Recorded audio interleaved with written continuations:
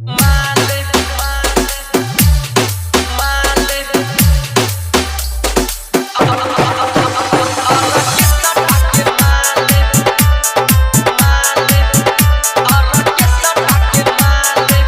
आप सुन रहे हैं आर रिकॉर्डिंग स्टूडियो से।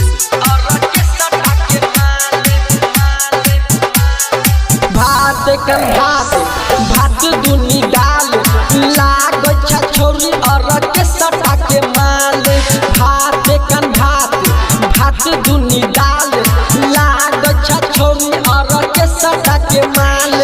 भात पिया सब्जी भात चोखे अचार हम कुमार छी तू कुमार। भात कन भात दुनी डाल लाग छोरी और के सटा के माल।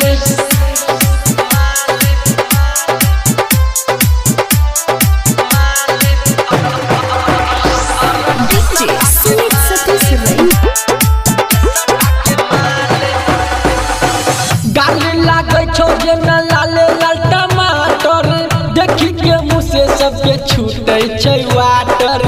देखी के मुँह से सबके छूटे छै वाटर। गाली लागे छो जे न लाले लाल टमाटर देखी के मुँह से सबके छूटे छै वाटर।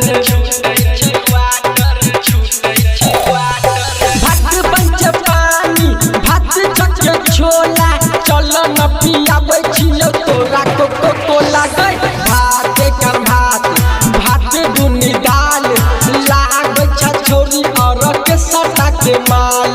भात कन भात दुनी डाल लाग छोरी और के सटा के माल।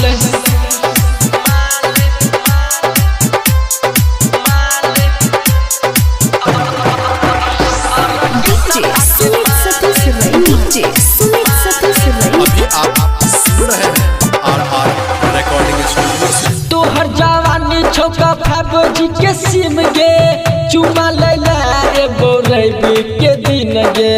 चुमा लैला रे बोरैबी के दिन। तोहर जवानी छोका फैबजी के सिम गे चुमा लैला रे बोरैबी के दिन गे।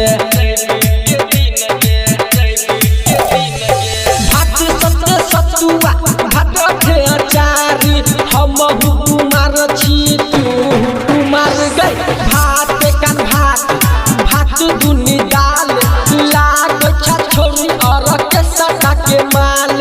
भात कन भात दुनी डाल लाग छोरी और के सटा के माल।